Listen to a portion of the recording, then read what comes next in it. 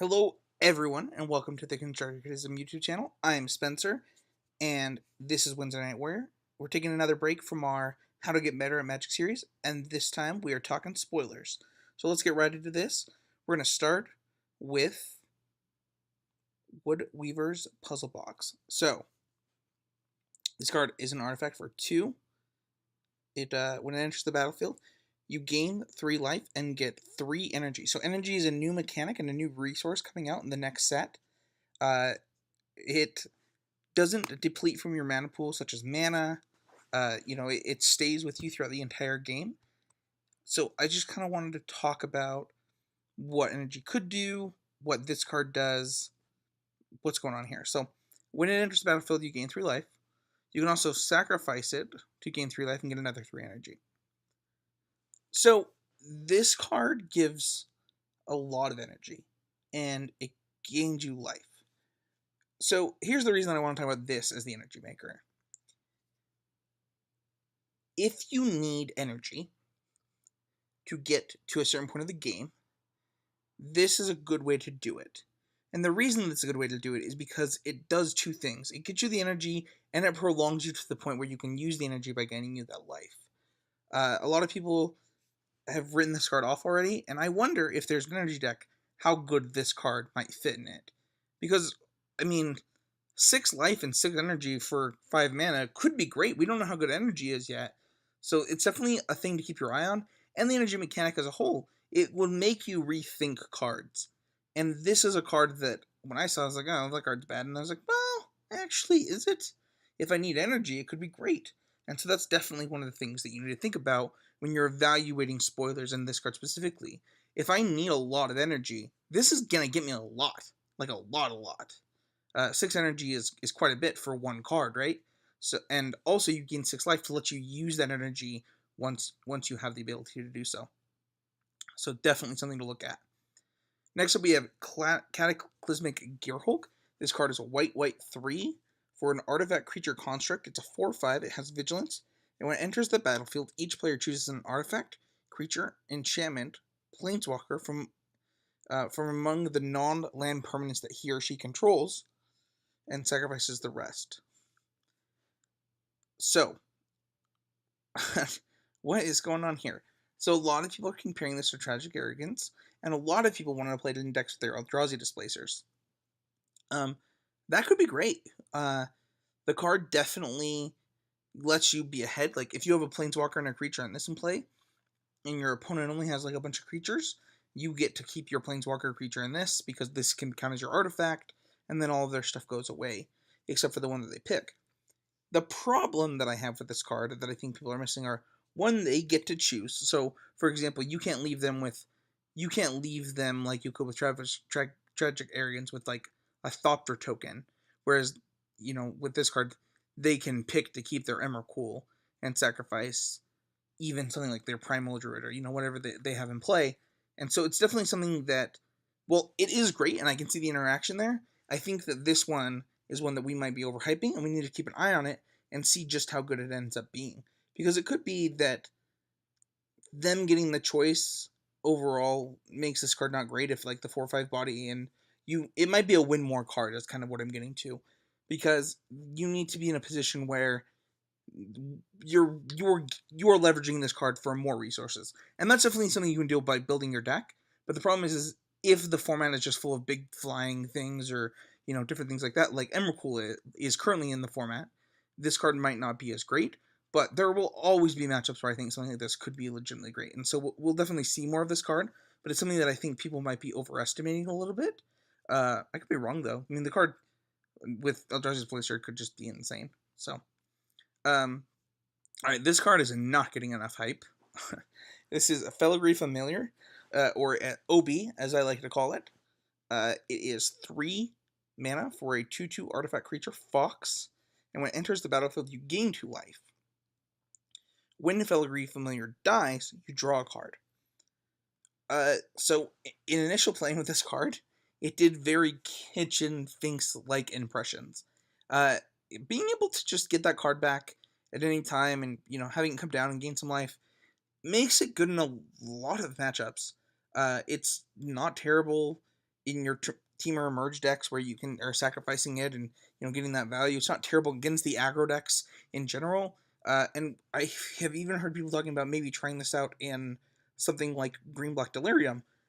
The card just kind of is this nice. It's the sum of its parts. It's wrapped up with a nice bow. It's very elegant. It does this thing, and you want to do all of the things that this card does. 3 mana for a 2/2, not that great. 3 mana draw a card, not that great. 3 mana gain 2 life, not that great. But if you put them all together, it might add up to something great. Possibly one of the more underrated cards in the set, and then it could also be that I'm overhyping it, so who knows. Next up we have Shaundra, Torch of Defiance. This card is red 2 for a Planeswalker, Shaundra. It has 4 abilities. It comes to play with 4 loyalty. Its first ability is +1. Exile the top card of your library. You may cast that card. If you don't, Shaundra, Torch of Defiance deals 2 damage to each opponent. It then has another +1 of add 2 mana to your mana pool. The mana is red. Then it has a -3 of Torch of Defiance, deals 4 damage to target creature. And a -7, you get an emblem whenever you cast a spell. This emblem deals 5 damage to target creature or player.